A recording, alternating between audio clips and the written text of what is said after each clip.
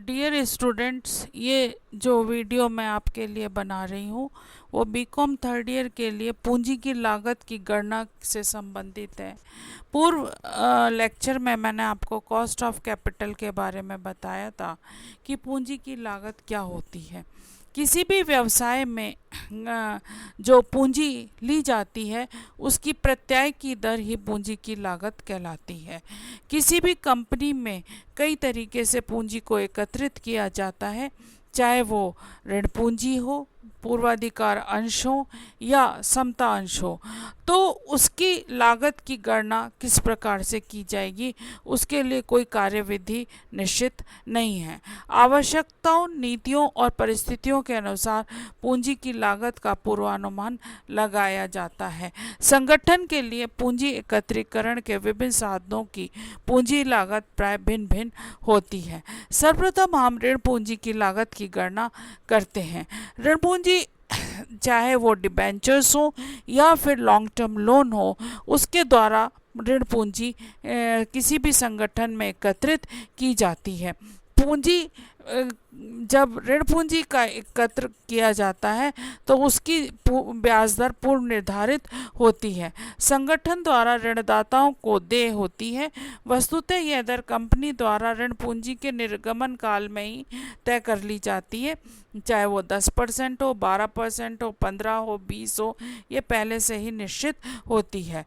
और जब पूंजी की लागत की गणना की जाती है तो उसमें से जो व्यय होने वाले हैं, उन जैसे विज्ञापन, छपाई, कमीशन इत्यादि व्ययों का समायोजन पहले से ही कर लिया जाता है और उसी के आधार पर आकलन किया जाता है।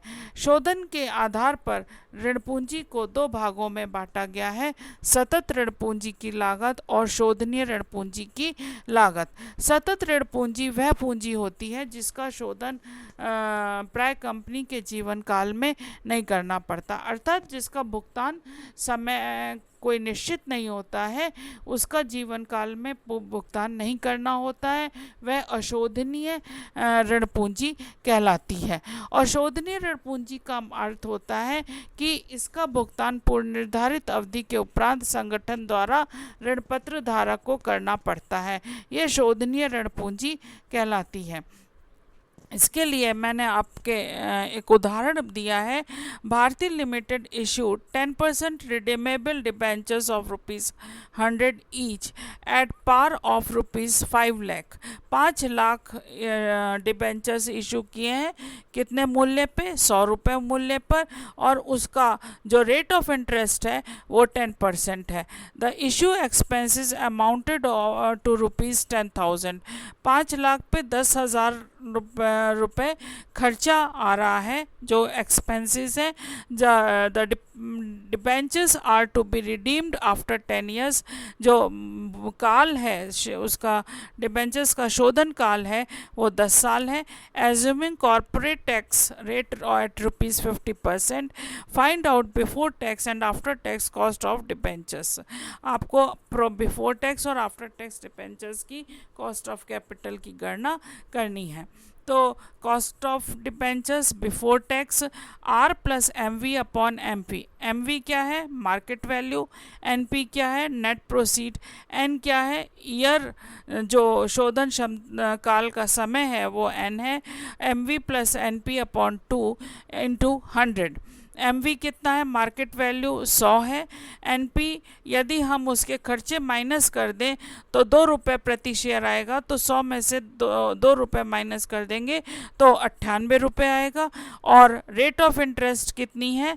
10% है, ₹10। और एन कितना है? 10 ईयर्स है। तो 10 + 100 - 98 अपॉन 10, 100 + 98 अपॉन 2 इंटू 100, 10.30%। और आफ्टर टैक्स में क्या करेंगे? रेट ऑफ इंटरेस्ट में into 1 - t plus M V upon minus N P upon N, M V plus N P upon 2 into 100। और ये वैल्यू कितनी आ रही है?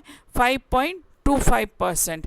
इसी तरीके से मैंने एग्जांपल दूसरा दिया है, modern syntex limited is considering to issue ₹40 lakh of ₹200।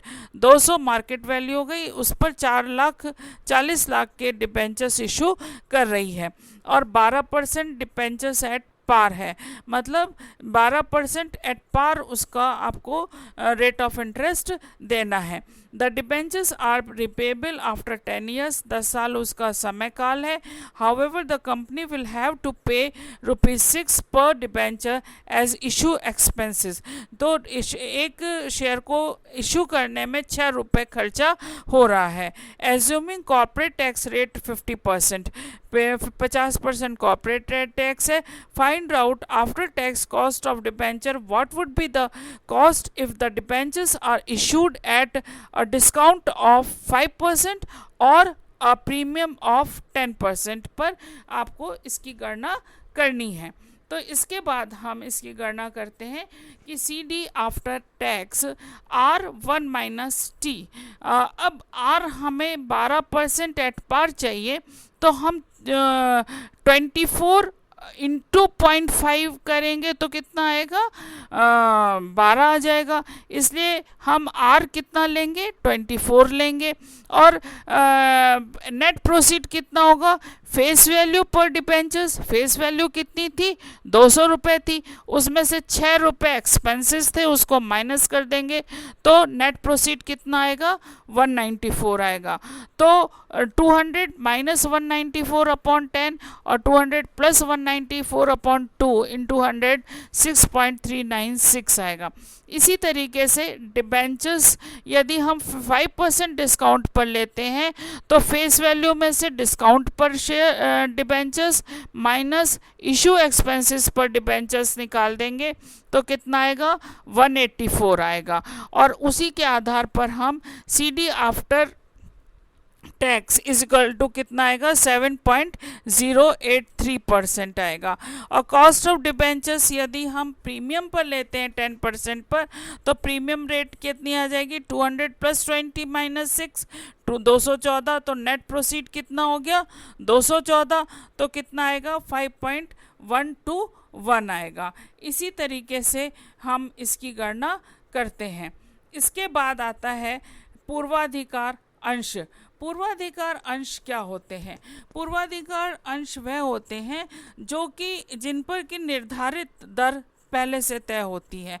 साथ ही कंपनी के समापन पर पूर्वाधिकार अंश धारकों को पूंजी की वापसी में वरीयता प्रदान की जाती है। समता अंश से पहले पूर्वाधिकार अंश का भुगतान किया जाता है। लाभांश की देयता का निर्धारण निदेशक मंडल, सभा निर्देशक मंडल द्वारा किया जाता है और इसका भुगतान करना आवश्यक होता है। जो लाभ है उसमें से सबसे पहले पूर्वाधिकार अंशों का भुगतान किया जाता है। ये दायित्व की तरीके से होते हैं और व्यवहारिक तौर पर पूर्वाधिकार अंशों का निर्गमन प्रीमियम अथवा छूट पर किया जा सकता है।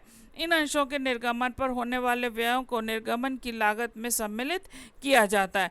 पूर्वाधिकार अंश निर्गमन सममूल्य पर होने की दशा में प्राप्त शुद्ध राशि इज इक्वल टू सममूल्य माइनस निर्गमन व्यय। पूर्वाधिकार अंशों के निर्गमन छूट पर होने की दशा में प्राप्त शुद्ध राशि सममूल्य माइनस छूट माइनस निर्गमन व्यय।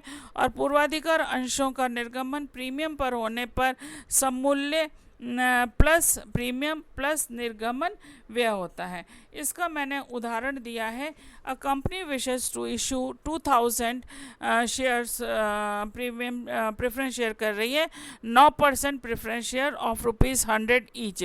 और the expenses of the capital issue are underwriting commission 2.50, brokerage 0.50 और printing etcetera 2000। Calculate cost of capital shares are issued at par, a discount rate of 5% और प्रीमियम रेट ऑफ 10%। और कॉर्पोरेट टैक्स कितना है, 50% है। तो हम प्रेफरेंस शेयर का after tax निकालेंगे, dividend per share upon net proceed into 100। और नेट प्रोसीड कैसे निकालेंगे, फेस वैल्यू में से इशू एक्सपेंसेस को माइनस कर देंगे तो हमें नेट प्रोसीड आ जाएगा। तो 100 में से माइनस किया तो ₹4 तो 96 आए। और डिविडेंड पर शेयर कितना है, 9% है। और 96 क्या हो गया, नेट प्रोसीड हो गया, इंटू 100 9.37। और after tax, CP after tax में से 1 - टी अपॉन 1 - टी कर देंगे तो